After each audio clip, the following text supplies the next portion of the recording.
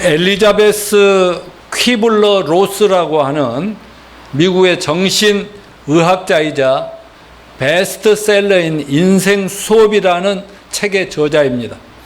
그녀가 한 번은 뉴욕에서 한 1,500명의 관중 앞에서 강연한 일이 있었습니다. 근데 강연이 끝나자 수백 명이 그분 책을 통해서 영향을 받았기 때문에 사인을 받고자 기다리고 있었습니다. 그래서 할 수 있는 데까지 열심히 사인을 서둘렀지만 또 공항에 가서 비행기 타고 가야 되니까 그래서 그 사인을 중단하고 공항으로 급히 떠납니다. 그녀가 헐떡이면서 공항 청사에 들어가 잠시 화장실 변기에 들어가 앉아 있는데 갑자기 화장실 문 밑에 그 문틈 있잖아요. 누군가 자기가 쓴 책과 볼펜을 들이밀면서 말했습니다. 박사님, 죄송하지만 사인 좀 해주세요. 이분이 여자거든요, 여자. 그래서 황당한 로스 박사는 서둘러 볼일을 마치고 밖으로 나와서 이런 무리한 일을 행하는 사람이 누군지 얼굴 보고자 했는데 나와보니 뜻밖의 수녀였어요. 그래서 어떻게 이런 일을 하고 말을 하려고 했더니 그 수녀가 갑자기 말을 가로채면서 하나님의 은총입니다. 그렇게 했어요. 아니, 하나님의 은총이라니요? 라고 약간 퉁명스러운 소리로 반문했더니 수녀가 이렇게 말을 이어갑니다. 사실은요, 박사님, 저희 동료 수녀가 병상에서 죽어가고 있는데요. 박사님을 너무나 만나고 싶어하고 박사님 강연장에도 오고 싶었는데 몸이 너무 아파서 불가능해졌습니다. 그래서 저는 그 친구에게 이 세상 마지막 선물로 박사님 강의를 녹음하고 그리고 박사님 책에 박사님 직접 사인한 사인을 전에 선물로 주고자 했습니다. 그런데 박사님을 기다리는 줄이 너무 길어가지고 아무리 기다려도 안 되고 그래서 어쩔 수 없이 비행기 타려고 왔는데 아니 비행기 출구에 같은 화장실에 박사님이 들어가시는 걸 보니까 이게 얼마나 큰 은총인지 얼마나 감사한지 모르겠습니다. 이렇게 말했어요. 그때 로스 박사는 약간 자기가 투명스럽게 화를 냈던 걸 후회하면서 이웃을 구원하고 치유하는 진정한 힘은 모든 상황을 우연이 아닌 하나님의 뜻과 계획과 은총과 섭리로 받아들이며 그 안에서 이웃을 바라볼 수 있는 마음이라고 깨우쳤다고 고백을 나중에 했습니다.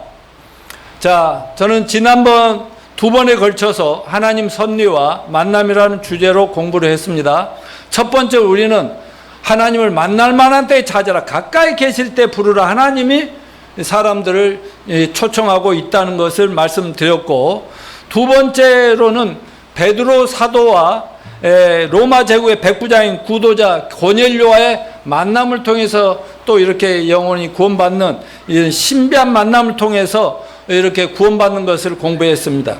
그걸 통해서 이 세상의 만남이 결코 우연이나 또 일반 동양 철학에서 말하는 운명의 문제가 아니라 철저히 이 세상과 인류와 모든 자연 만물을 하나님의 계획 속에서 움직이고 있다.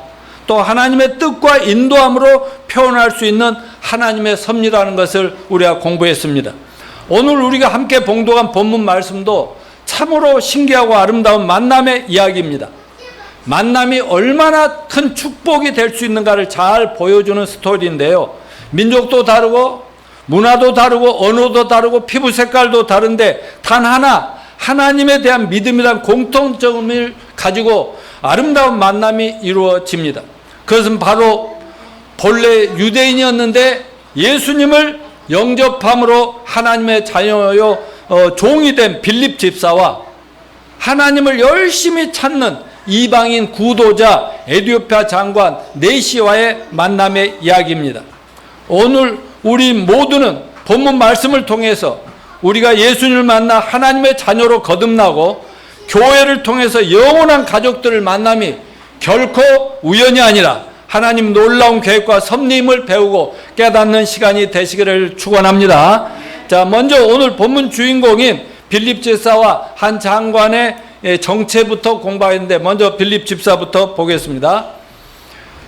첫째, 빌립 집사는 평신도 집사지만 완전한 목회자 수준이었다는 사실입니다. 사도행전 6장 3절 5절 다시 한번 읽어볼까요? 시작. 형제들아, 너희 가운데 성령과 지혜가 충만하여 칭찬받는 사람 7을 택하라. 믿음과 성령이 충만한 사람 스데반과 또 빌립과 뭐뭐를 택하여 사도들 앞에 세우니 사도들이 기도하고 그들에게 안수하니라.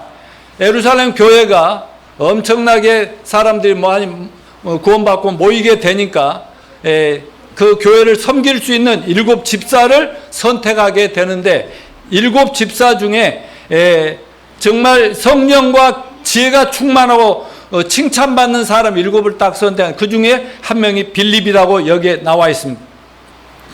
그래서 빌립은 오늘날 말하는 목회자인 사도가 아니지만 예루살렘 교회 평신도 안수 집사였지만 복음 전도와 영혼 구원의 특별한 열정을 가지고 주님 앞에 자발적으로 헌신한 사마리아 성의 영적인 지도자였습니다.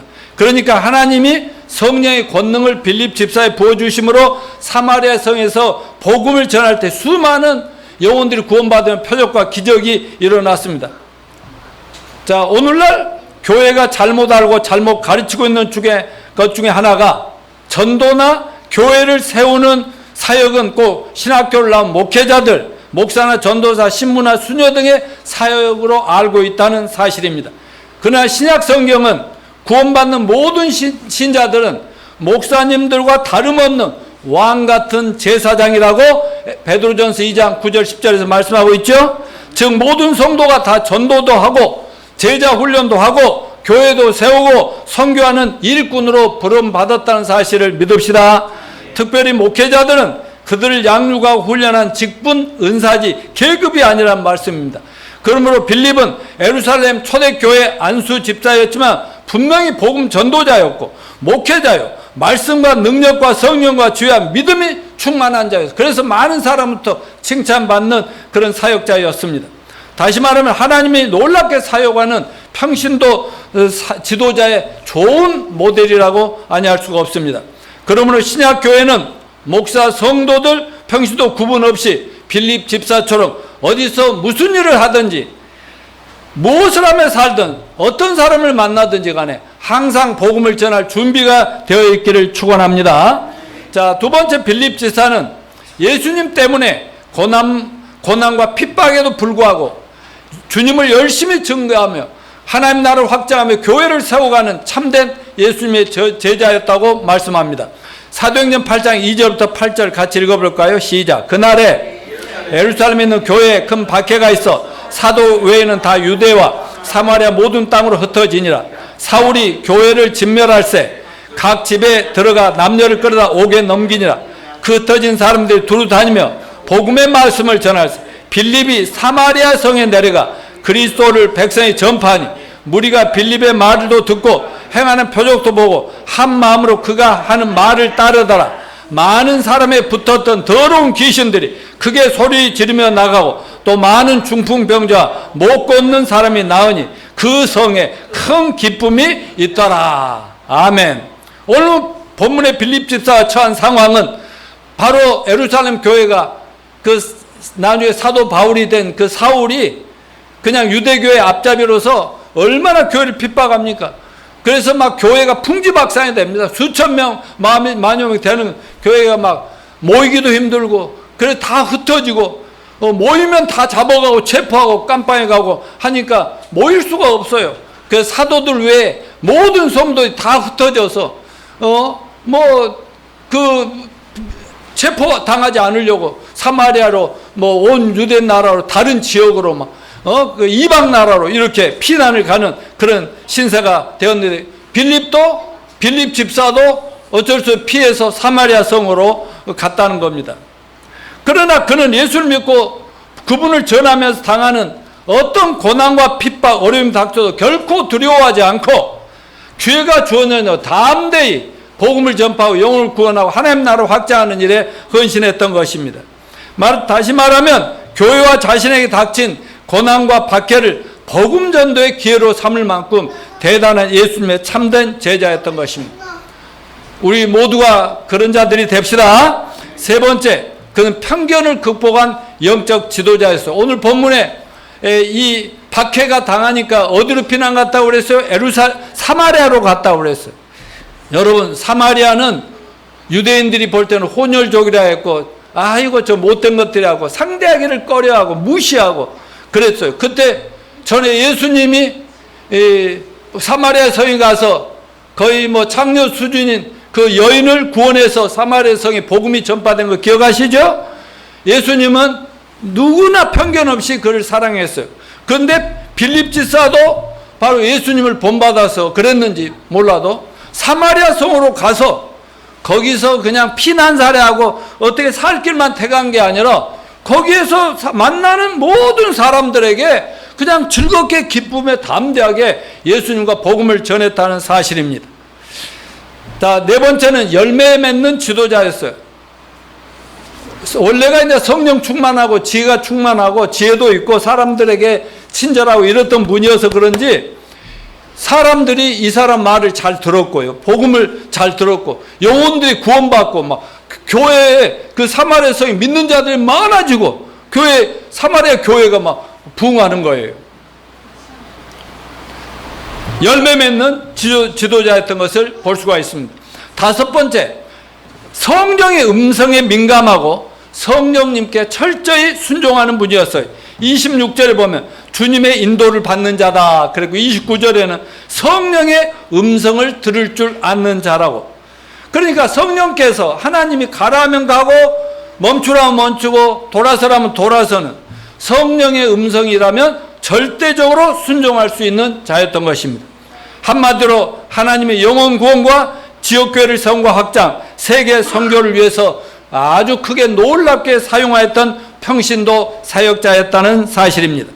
자, 두 번째는 에티오피아 장관 네시를 보겠습니다.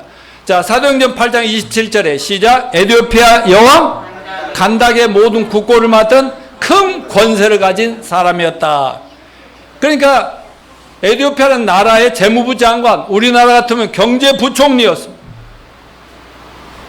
맞으면 그 당시 여왕이 있었는데 얼마나 신임했으면 이 빌립이라는 사람을 모든 국가의 재산을 재물을 다 총괄하도록 맡길 정도의 신임을 받는 사람이었어요.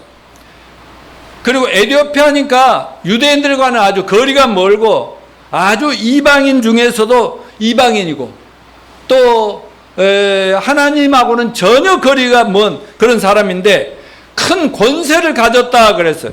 사회적 신분으로 보면 아주 VIP죠. 장관이죠. 장관. 총리급이죠.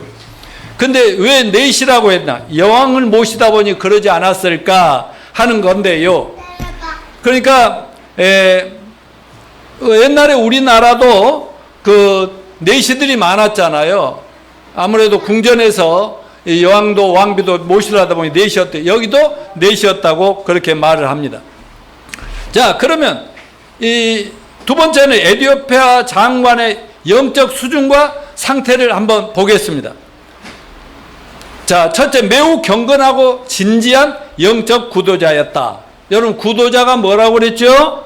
아직 하나님을 만나 구원받지는 못했지만 나름대로 열심히 하나님을 만나기를 원하며 하나님을 진심으로 찾고 진리를 추구하는 종교인을 말합니다.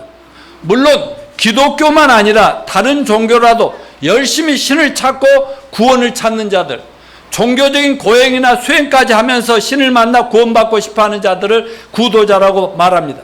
진짜 예수님을 만나 구원받지 못한 모든 기독교인들, 천주교인들, 불교인들, 이슬람교인들, 이단들 사이면 전부 다 나름대로는 열심히 진리와 구원을 찾는 자들이 이런 구도자라는 것이죠. 두 번째, 에티오피아에서 예루살렘까지 예배하러 갔다. 그런데 그 거리가 6천리나 된다고 그래요.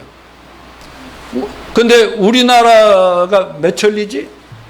3천리 반도 금수강산 그러잖아요. 3천리. 그럼 6천리니까 얼마나. 근데 그 당시에 뭐 자동차, 기차, 비행기도 없는데 뭐예요?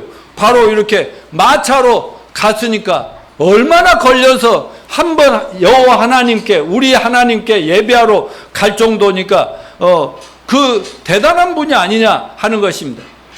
말하자면 여러 날을 산 넘고 물 건너, 물론 여왕의 허락을 받았겠지만은 하나님을 예배하러 간다? 이건 보통 구도자가 아니죠. 세 번째, 예배 마치고 돌아가는 무더운 사막에서도 사막을 건너가고 산 넘고 물 넘어서 뭐하고 가고 있었어요? 성경책을 읽고 가고 있었다. 이렇게 얘기합니다. 27절에 예배하러 예루살렘에 왔다가 돌아왔는데 병거를 타고 선지자 이사야의 글을 읽더라. 이사야 53장 예수님의 그 채찍에 막 고난당하고 막 모욕당한 이 모든 이 얘기를 보면서 이게 누구 얘기인가 하고 궁금해하면서 계속 가고 기도하면서 가고 있었던 사람입니다. 그러니까 이분을 보면 하나님을 찾는 자세가 맹신도 아니고 그 열심과 열정과 진지함도 보통 수준을 넘어서고 있어요. 아무튼 대단한 분 맞죠? 네 번째, 매우 유식한 지성인이었어요. 이방인으로 성경을 기록한 세계에서 가장 어렵다는 히브리어, 유대인의 성경을 그냥 그걸 자기가 읽고 있다니까 이거 대단한 공부를 많이 한 사람이 아닐 수가 없습니다. 그리고 다섯 번째는 매우 겸손하고 솔직한 사람이다. 30절 31절에 보면 이렇게 합니다. 빌립이 성령님에 이끌려서 광야로 가가지고 마차를 타고 가는 보면 그때 성령이 가까이 가라 해서 가서 보니까 이사야서 자기는 잘 알죠. 자기네들이 성경을 읽고 가고 있어요. 그래서 가까이 가서 선생님 실례합니다만 우리 성경을 읽고 가시는데 읽는 성경을 깨달으십니까? 라고 물어보니까 이분이 뭐라고 대답했어요? 다 알거든? 유대인들만의 성경이냐? 나도 하나님 믿거든? 뭐 이런 것이 아니고 뭐라고 했어요? 솔직히 말해서 읽기는 있는데 지도하는 사람이 없으니까, 누가 가르쳐주는 사람이 없으니까, 그랬더니 뭐라고 해요? 지도하는 사람이 있어요. 어찌 깨달을 수 있느냐? 제가 보니까 유대인 선생님 같은데 잠깐 올라와서 나에게 좀 가르쳐 줄 수 없어요? 이렇게 말을 할 정도입니다. 여러분, 이 장관이 겸손해 보여요? 겸손해 안 해 보여요? 겸손해 보이죠. 그리고 솔직해요? 안 솔직해요? 예, 솔직가 있는 그대로, 모르면 모른다고 얘기해. 잘난 체하지 않았고 정말 겸손하게 좀 올라와서 도움을 요청할 정도. 이러니 하나님이 어찌 구원을 시켜주지 않을 수가 있겠습니까? 자, 두 사람의 만남을 보면 하나님의 작품인 것을 알 수 있는데, 오늘 본문 27절 28절 같이 한번 다시 읽읍시다. 시작. 주의 사자가 빌립에게 말하 이르되 일어나서 남쪽으로 향하여 에루살렘에서 가서 내려가는 길까지 가라 하니 그 길은 광야라. 일어나 가서 보니 에티오피아 사는 곧 에티오피아 여왕 간다게의 모든 국고를 맡은 관리인 네시가 예배하러 에루살렘에 왔다가 돌아가는데 수레를 타고 선지자 이사야의 글을 읽더라. 성령이 빌립더러 이르시되 이 수레로 가까이 나아가라 하시거늘. 아멘. 요 빌립과 네시의 만남이 우연입니까? 누군가 조종하고 있습니까? 하나님이 만남을 주선하고 있는 드라마틱한 속에요. 주의 사자가 빌립더러. 지금 빌립은 사마리아서 열심히 복음 전하고 교회 세우고 열심히 일하는데 주의 사자가 누구예요? 하나님의 메신저가. 사람들은 이해할 수 없지만 하나님 음성을 들었다며. 천사가 메신저들이거든. 하나님 직접 올 수도 있지만 천사가 그렇게 말했어요. 그래가지고 빨리 잠깐 일 두고 저쪽 광야 사막으로 가라. 근데 무조건 따라갔던 거 아닙니까? 그러니까 이거는 하나님의 인도하심이죠. 우리가 한 영화나 드라마를 만들 때 작가가 있고 연출가가 있고 감독의 작품이 완성되어 가고 여러 스태프들이 함께 해서 완성되어 가듯이 하늘에서 하나님이 인류 전체를 손안에 놓고 보고 계시면서 이놈 구원을 위해서 누구를 만나게 해줄까? 어떻게 해야 될까? 여기에 이때는 고난을 좀 내려야 될까? 재앙을 좀 내려야 되는, 야, 이놈들이 회개하려면. 여러 가지 하나님께서 역사하시고 연출하신다. 이것을 하나님의 섭리요, 하나님의 은총이요, 하나님의 계획과 뜻이라고 말할 수가 있는 것입니다. 빌립은 하나님의 선택하여 사용하신 드라마의 한 중요한 인물 중에 한 사람인 것을 볼 수 있습니다. 그러면 에티오피아 내시 장관이 구원받는 과정을 보면 하나님의 주선에서 사람과 사람, 도저히 만날 수 없는, 만날 필요도 없는 사람들끼리 만남이 매우 중요하지만 거기서 끝나지 않고 하나님이 먼저 구원받은 하나님의 자녀들과 종들에게 기대하는 것이 있다는 것을 여기서 발견할 수가 있죠. 바로 구원의 복음을 정확하게 잘 전해줄 수 있는 저희가 되기를 하나님 원하십니다. 빌립 집사가 아주 좋은 예죠. 오늘 본문 35절 다시 읽으면 뭐예요? 이 글에서 시작하여 다 같이요. 예수를 가르쳐 복음을 전하니. 예, 이 글에서 시작. 이사야서 53장을 읽고 있었거든요. 이사야 53장 5, 6절 한번 볼까요? 시작. 그가 찔림은 우리의 허물 때문이요, 그가 상함은 우리의 죄악 때문이라. 그가 징계를 받으면 우리는 평화를, 그가 채찍에 맞으면 우리가 나음을 받았도다. 우리는 다 양같아 그를 행하여 각기 제 길로 갔거늘 여호와께서 우리 무리의 죄악을 그에게 담당시키셨도다. 그리고 53장 1, 2절 3절에 그만 모진 고난과 모욕과 채찍질을 당하고 끌려다니고 이런 거 누군가, 그러면서 이 글을 읽는데 이게 누구지 궁금할 때 하나님께서 빌립을 딱 보내가지고 이 글, 그가 읽는 성경으로부터 시작해서 예수를 가르쳐 복음을 전했다, 이렇게 얘기합니다. 자, 여러분, 에티오피아 구도자 장관을 구원한 복음이 무엇인지 다시 한번 살핍니다. 첫째는 예수님이 복음입니다. 이 빌립이 이 글에서 시작해 예수를 가르쳐 복음을 전했다, 분명히 얘기하고 있습니다. 여러분, 예수님은 천지 만물을 창조한 창조주십니다. 그리고 우리 온 인류의 죄인을 구원하러 십자가에 매달려 죽으시고 부활하신, 사람으로 오셔서 그 십자가 죽음과 부활을 당하신 구세주십니다. 그리고 그분은 만물의 주인 되십니다. 그러므로 예수님을 정확하게 전해야 구원을 받는 것이죠. 그래서 요한복음 5장 39절에 시작. 너희가 성경에서 영생 얻는 줄 생각하고 성경을 연구하거니와 이 성경이 곧 내게 대하여 증거하는 것이니라. 그러니까 구약, 예수님 당시는 구약만 있어요. 구약 39권이나 지금 우리가 볼 때 신약 27권, 전부 성경 66권은 주인공이 누구라고요? 예수님. 그러니까 그 안에서 예수님을 만나야, 정확하게 알아야 구원을 받는다는 것입니다. 두 번째, 십자가의 죽음과 부활이 복음입니다. 로마서 4장 25절 시작. 예수님은 범죄함을 위하여 내어줌이 되셨고 또한 우리를 의롭다 하심을 위하여 살아나셨느니라. 그러니까 십자가 예수님 돌아가신 건 저와 여러분 온 인류의 모든 죄악을 다 담당하시고 그 피 흘려 죽으심으로 우리 죄값으로 사망과 저주를 다 없애버리신 속죄 제물이 되셨다는 것이고, 부활은 그래서 예수님 때문에 우리가 하나님 앞에 당당히 설 수 있는 의로운 거룩한 자들이 되게 하기 위해서 부활하셨다. 부활을 안 하셨으면 백날 첫날 도 닦는 부처나 석가나 어떤 누구도 죄인이듯이 우리도 똑같은 그런 형편이 될 것이니까 예수님의 십자가의 죽으심과 부활의 복음, 이것이 복음인 것을 믿읍시다. 그런가 하면 세 번째, 행위로가 아니라 오직 믿음으로 죄사함 받는다는 것이 복음입니다. 여러분, 이 말씀은 우리가 율법 행위, 종교를 가지고 계명을 지키고 죄를 안 지려고 노력하고 거룩하게 살라고 애쓰고 몸부림치는 이것이 구원이 아니다는 것이죠. 착하게 살고 선하게 살고 기부 행위를 하고 사회가 알아주는 그런 훌륭한 일을 많이 한다는 이것이 구원이 아니다, 이것이죠. 여러분, 구원은 믿음으로 받습니다. 그 믿음으로 뭘 믿어야 된다고? 예수님이 노양모 여러분의 모든 죄를 2000년 십자가 피울 때 다 깨끗이 없애놨다. 믿으십니까? 삶 안에 부활하셨다. 그러니까 이분을 마음에 믿고 입으로 시인하여 영접하면 바로 그것이 구원이다. 이것이 복음입니다.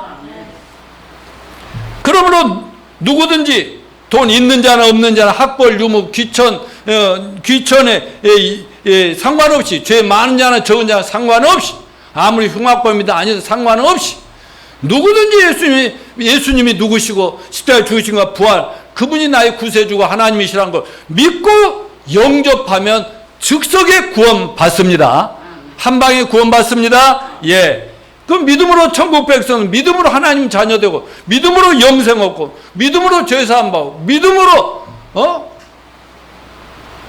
믿음으로 천국 시민권자가 되었고, 이런 것들이 다 구원이다 하는 것을 우리가 믿읍시다.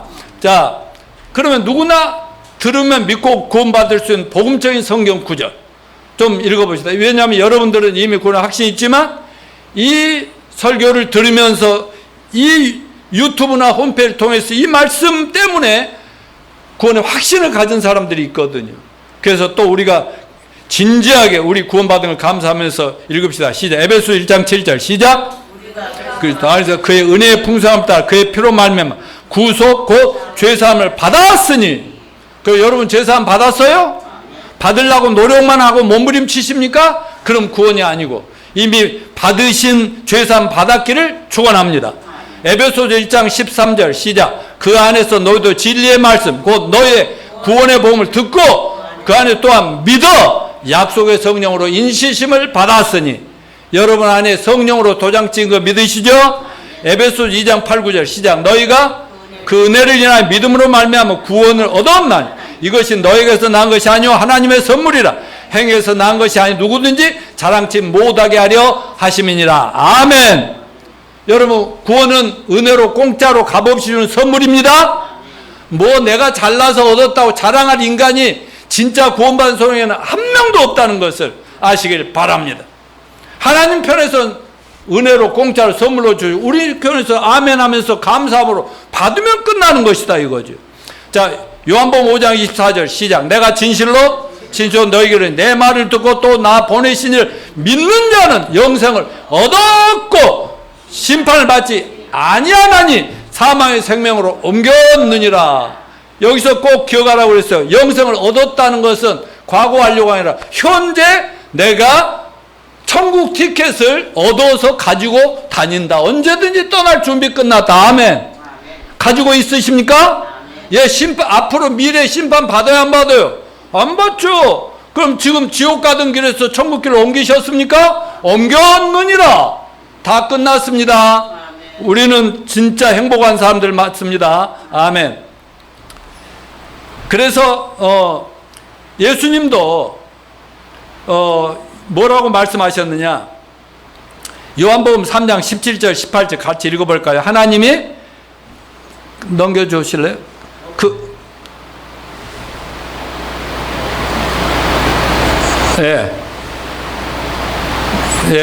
없으면 됐어요. 자, 그러면 여러분 물어보겠습니다. 진심으로 얘기하십시오. 어떤 목사가 훌륭한 목사일까?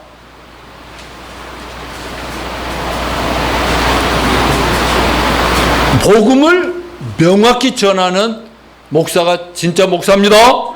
어떤 성도가 훌륭한 성도들이에요? 복음을 정확하게 알고 구원의 확신이 있고 전할 줄 아는 성도들이 최고의 성도임을 믿읍시다. 어떤 교회가 세상에서 가장 아름답고 훌륭한 교회인가요? 삐까뻔쩍한 예배당, 성전, 절간 등 그렇게 막 가지고 막 뭘 많이 만들어 놓고 이러면 그게 진짜 훌륭한 교회 맞아요? 아니죠.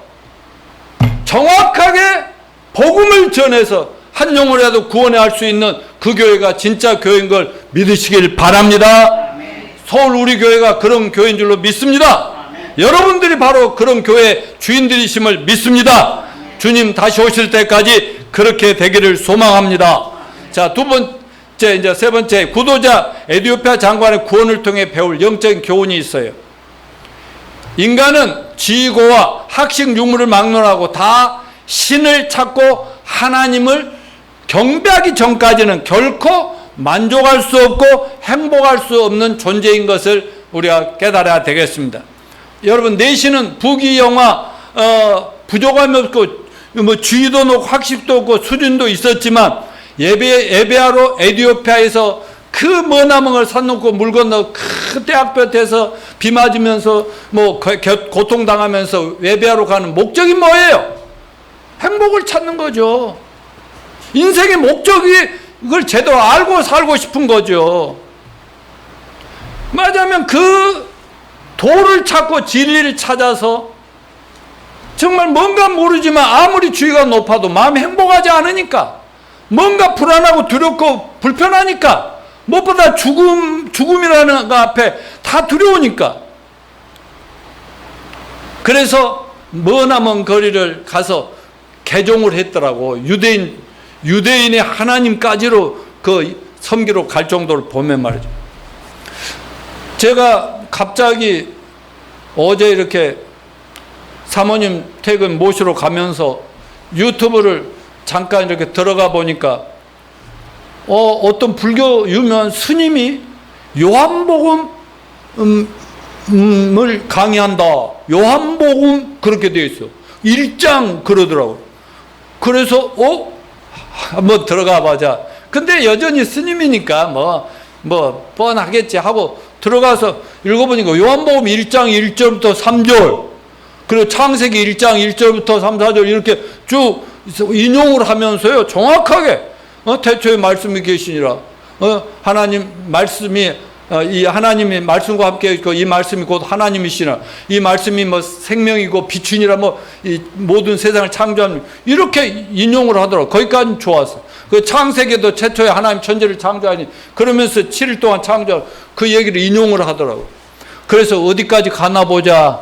뻔할 뻔짠 저는 알지만은, 그러면서 불교하고 불교에 있는 도하고 이것저것을 공부를 그동안 많이 하고 유명하더라고. 막 거기 유튜브에 조회하는 사람들이 있고 많고, 여기에 몇 사람 앉아서 불교에 공부를 하면서 강의를 하더라고요. 그런데 그 말씀이 하나님이고 하나님의 말씀이고, 그 말씀이 사람으로 오신 분이 예수 그리스도라는 요한복음 1장 14절까지 갔을까요? 안 갔을까요? 다 빼고. 그건 일체 얘기를 안 해. 그러면서 이 도가 하나님이고 보이지 않고 어쩌고, 그러면서 신비하게 막 이 성경 막 8만 대장경 어쩌고 법화경 이런 거 얘기하면서 하는데요, 거기에 구원의 얘기는 하나도 없고 죄사함의 얘기 없어요. 여러분, 이 진짜 가짜입니다. 그 사람들 진짜 행복할까? 도를 깨달았을까?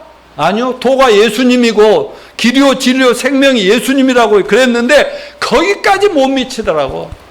그러니까 얼마나 불쌍하고 안타까웠고 어리석은지, 정말 만나기만 해봐라. 너 죽었다. 내가 이랬다고요. 자, 그러나 여러분, 종교적인 열심이 구원은 아니라고 말했어요. 기독교를 포함한 어떤 종교를 가지고 있어도 거기에 종교의 최고 지도자가 된다 할지라도 그걸로는 절대 구원이 이루어질 수 없다는 것을 우리가 에티오피아 장관을 통해서 배울 수가 있습니다. 또 하나, 세 번째, 그러나 열심히 전심으로 하나님을 찾고 찾으면 하나님을 만날 수 있어요, 없어요? 만날 수 있다고 하나님이 약속하셨어요. 잠언 8장 17절 시작. 나를 전심으로 찾고 찾는 자는 나를 만나리라. 넘겨주세요. 예. 네 번째는 진실한 구도자에게 하나님이 구원을 준비해 주신다 하는 것을 볼 수 있어요. 그냥 열심히 찾고 찾아서. 저 하나 우리 공자한테 여쭤보겠는데, 결혼 전에 마음으로 하나님을 좀 찾는 마음은 있었어요. 교회는 다녔지만. 진짜? 조금 안타까운 마음이 있긴 있었어요? 갈증 같은 거? 진짜? 나 정말 나도 구원받고 싶었거든. 내 얘기 하려고 자기 얘기 살짝 했지만. 종교적인 편력도 다양했고, 불교 절 밑에서 어린 시절을 살았기 때문에 스님들하고 밥도 먹고 방학 때는 가서 거기서 놀고, 그리고 기독교는 동생 데리고 뭔가 얻어먹기 위해서 고등학교 때는 학교 교회에서 그냥 탁구장 빌려 공부했다고 얘기하잖아요. 근데 나이가 들어가면 청년이 돼가면서 점점 구도자가 되는 거예요. 구도자. 내가 평생 행복하고 죽을 때 내가 잘 살았고 내 인생 실패하지 않았다. 난 정말 이제 죽을 때 웃으면서 죽을 수 있는 길이 뭘까? 이걸 굉장히 안타까워요. 그러니까 어떻게 하면 내가 좀 거룩하고 깨끗하고 내가 꿈꾸는 것처럼 이렇게 이상적인 행복하고 훌륭한 사람이 될까? 근데 절대 훌륭하지 않으니까 내가 열심히 내가 얘기했잖아. 여호와 증인 친구도 불러다가 나 좀 가르쳐 주라. 남묘랭개교 책도 얻어도 통일교도 책도 갖다 읽고 유명한 목사님들 상담을 요청해 가면서 나 좀 어떻게 해보면 안 돼요. 이렇게 찾아다니는 구도자였다고요. 청년 시절에는 내가 원래 장로교인데 장로교 중에서도 민주화 운동을 열심히 하는 쪽이 좋더라고. 그리고 천주교가 더 좋더라고. 더 많은 사람을 잘 살게 해주려고 한다는, 그래 진보 쪽으로 간 거죠. 그리고 나는 무엇보다 큰 인물이 돼야 되니까 모든 종교를 다 품어야 된다.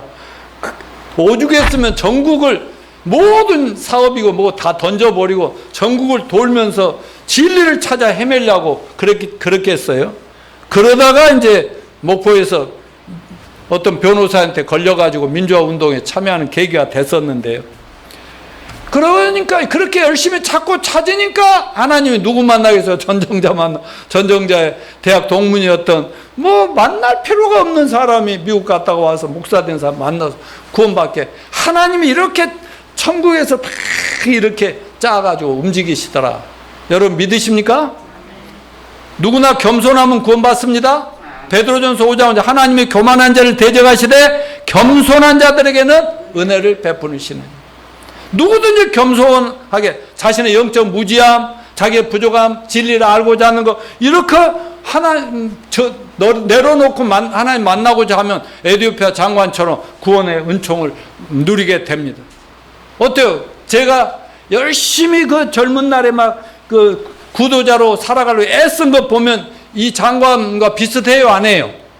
비슷하니까 하나님께서 그렇게 결혼 전에 좀 만나고 결혼해서 그 다음 사람 보내고 해가지고 딱 만나서 구원 받아버렸지 않습니까? 늘 하는 얘기지만 결혼해가지고 애 두 번째가 낳고 밖에 좀 친구들 만나 놀러 가고 사업도 한다고 하고 뭐 좋은 일 한다고 나갔다가 들어오니까 대학 동문이 하나 와가지고 목사가 됐더라고요. 나한테 이제 보고를 하는 거예요. 그러면서 막 나중에는 자기 어떤 목사하고 미국 선교사하고 데려왔는데 우리 약사님은 예수 믿습니까? 예, 믿어요. 그랬더니 구원 받았습니까? 오늘 요 천국 가면 막 그러더라고요. 그러니까 그 교회는 이상한 교회인 것 같아. 우리가 갈 교회는 아닌 거. 그래서 내가 오죽했으면 나는 그분 좀 만나고 싶다. 연락해 주라. 그래가지고 그분 만나서 했더니 다른 목사를 같으면 열심히 찾으시는군요. 다음 주부터 열심히 나오면 될 것입니다. 이렇게 안 하고요. 기다렸다는 듯이 성경 펴놓고 2시간 동안 쭉쭉쭉쭉쭉 내 죄를 내 문제를 진단해주고 처방까지 딱 내려서 2시간 만에 구원받고 끝난 거 아니겠습니까? 2000년 전에 노양모 당신의 죄가 끝난 당신은 계속 교회 다니면서도 왜 그렇게 어리석게 몸부림쳤소? 이걸 몰랐지 않습니까? 하고 딱 구원시키고 가버렸단 말이죠. 여러분, 에티오피아 장관과 빌립 집사의 만남이 우연입니까? 하나님의 섭리입니까? 하나님이 이렇게 쫙 인도했다니까요. 생각도 안 했는데. 내 아내와 나의 만남이 하나님의 섭리입니까? 우연입니까? 어떤 경우는요, 이렇게 요즘 막 결혼 주선해 주는 그런 업체들이 많잖아요. 그것도 또 하나님 이용할 수는 있지만 우리는 그것도 이용도 안 했어요.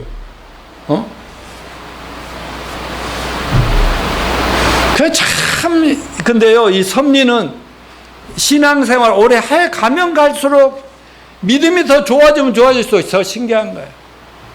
내가 자꾸 얘기하지만 대학 졸업도 전에 약사 면허증만 땄는데 그 오빠가 왜 서둘러서 우리 외환은행 기숙사 출근버스 쓰는 그 자리 약국을 거의 차렸다가 몇 개월 했어요? 6개월 했어요? 1년도 못 했죠. 나 만나고 내가 2개월 만에 또 이렇게 고백을 했죠. 내가 당신 책임질 테니까 가서 나는 꿈이 이런 꿈이니까 당신 약사로 만족하지 말고 가서 막 고시 공부라도 해라. 좋은 머리 갖고 뭐 할래. 뭐 이랬다니까. 그래갖고 내려갔는데 그런데 얼마 있더니 오빠가 내가 준비되는 대로 결혼하자. 내가 책임질게 그랬더니 알았어요 하고 그러더니 그러니까 내가 청혼을 한 거지. 꽃 한 송이도 안 주면서 차 한 잔 마시면서 했는데 그랬는데 그냥 약국 정리해서 내려가 버리더라고. 너무 신기하잖아요. 어디 말해 볼 때 사모님 나 만나러 살짝 약국을 한 척 하면서 온 거 아닐까? 누가 그렇게 하셨어요? 저분이 노양모 니는 전정자 안 만나면 아무리 애써도 안 되게 돼 있다 이놈아. 이렇게 했던 거 아니냐 이거죠. 우리 두 부부가 안 만났으면 우리 세 자녀와 자녀의 커플 6명과 우리 손주들 6명이 어떻게 태어났겠어요? 우리의 만남이 아니었으면 여러분과 저와의 만남이 어떻게 이루어졌겠고. 자, 넘겨갑시다. 에티오피아 내시 장관 구원 이후 변화된 얘기 2가지만 간단히 짚고 마칠게요. 첫째, 침례받습니다. 자신의 믿음이 진실함을 증명했어요. 스스로 침례받고 싶다고. 여기 뭐라고 그랬어요? 구원의 확신, 예수를 가르쳐 복음을 전해주니까 다 듣고 나니까 이랬을 거 아니야. 아, 내가 저 예배하러 유대인 성전에 가서 예배하러 갔는데 소문이 들립니다. 예수라는 분이 이단인데 뭐 십자가에 죽었느니 사흘 만에 부활했느니 그러는데 아까 이사야서 53장 내가 읽던 그 구절이 그 예언이 이루어진 분이 예수님이셨군요. 그분이 살아계신다고요 하면서 딱 깨달아지니까 뭐라고 하는지 압니까? 나 침례 받을 수 있어요? 그랬어요. 가다가 물이 있으니까 사막에 네가 진실로 믿으면 가능합니다. 내가 그랬더니 뭐라고 그러게? 나 진짜로 믿거든요. 예수님이 나의 구세주 하나님이고 내가 여호와 하나님만 다르고 예수님은 아무것도 아닌 줄 알았는데 그분이 진짜 하나님이셨군요. 여러분 이 깨달음은 누가 주요? 성령님이 주신 겁니다. 이 믿음이 있으니까 나도 침례 받게 해주세요. 이렇게 나온 거예요. 그랬더니 둘이 다 물에 내려가 침례 주고 둘이 물에서 올라왔다 이겁니다. 우리 교회에 지금 갑자기 구원받은 분들이 생겨서 다음 주에 우리 공민이 자매도 침례 꼭 그 다음에 박학매, 이광수, 이혜준 형제도 이제 얘기해봐야 되겠네. 그래서 오늘 좀 대충 준비하고 가려고 하는데요. 여러분 침례는 잘못된 것 중에 하나가 뭐냐면 구원도 안 받은 사람들이 세례 영세를 줘가지고 하나의 신앙의 과정으로 두면서 구원받았냐 구원의 확신이냐면 영세 몇 살에 받았다 이게 말이 안 된다는 거죠. 세례.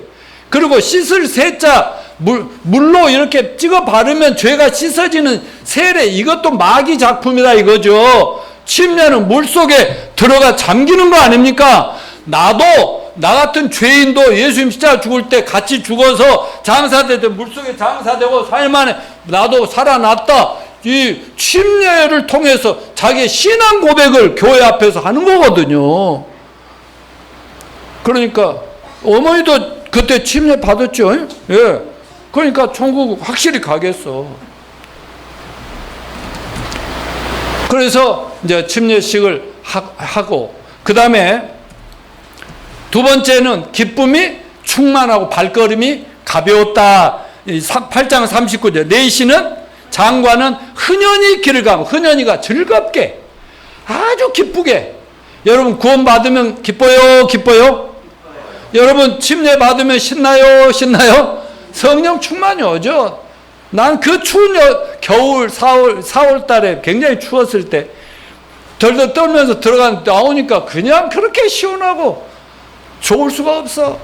첫째 예수를 믿으니까 너무 행복했고 왜? 평안했고 이제 다 얻은 것 같았고 그런데 침례까지 한 주, 2주간 후에 받았지만 침례까지 받고 나니까 완전히 내 인생은 이제 정리가 다 끝나버렸어. 이제는 막 무한대로 천국에 달려가는 길만 남았다는 이런 확신이 듭니다. 결론적으로 여러분 우리의 만남은 우연이 아니고 하나님의 섭리입니다. 부부간의 만남도 그렇게 생각해 보시기 바랍니다. 그렇다면 우리가 날마다 삶 속에서 사람을 만날 때 정말 구원받은 하나님의 사람들이라면 그냥 우연히 지나치는 그런 일이 없기를 바라고, 혹시 하나님께서 이런 마음으로 사람을 진지하게 성실하게 대하는 저와 여러분이 되시기를 축원합니다. 내가 얘기하잖아요. 버스 타고 가고 지하철 타고 갈 때도 자꾸 성령이 말씀하시는데 나는 그냥 이러려고 했는데 성령이 순종했더니 하나님이 저를 여기까지 선하게 인도해 주신 거 감사합니다. 그러니까 여러분들도 그냥 어쩔 때는 귀찮고 힘들고 그러면 거기 흔들 수 있지만 누구를 생각하고 만날 때마다 혹시 이 사람 구원하라고 나를 여기에 이렇게 인도한 거 아닌가 하는 그런 마음으로 사람을 만나시기를 축원합니다. 그리고 여러분 모두가 에디오피아 내시에게는 빌립이 바로 그 사람이었다. 내가 전번에 계속 얘기했죠. 하나님이 누군가 구원을 위해서 준비한 바로 그 사람, the right person. 바로 나의 구원을 위해서는 전정자 윤석근 목사님이 바로 그 사람이고, 전정자 사모님에게는 내가 바로 그 사람이고, 김영자 자매님과 홍성필 형제에게는 고건 목사, 노영모 목사가 바로 그 사람이듯이, 그리고 우리 마리아도 엄마와 내가 바로 그 사람이고, 박경유 형제 부인 공자매가 있어야 되는데 공자매에게는 박경유 형제가 바로 그 사람이니까 좀 이따 가면서 물어봐라. 그리고 이호정 권사님에게는 바로 그 사람이 누굴까요? 이렇게 뻔하잖아요. 이중화 장로님하고 사모님 우리들이죠. 다 그렇게 연결되더라 이 말씀입니다. 그런 마음을 가지고 금년에도 이제 여름이 다 가는데 9월부터 천하보다 귀한 한 영혼이라도 구원해서 하나님 앞에 인도하고 정말 그 기쁨이 여러분 속에 충만하고 교회 충만한 나날이 되기를 축원합니다. 다 같이 일어나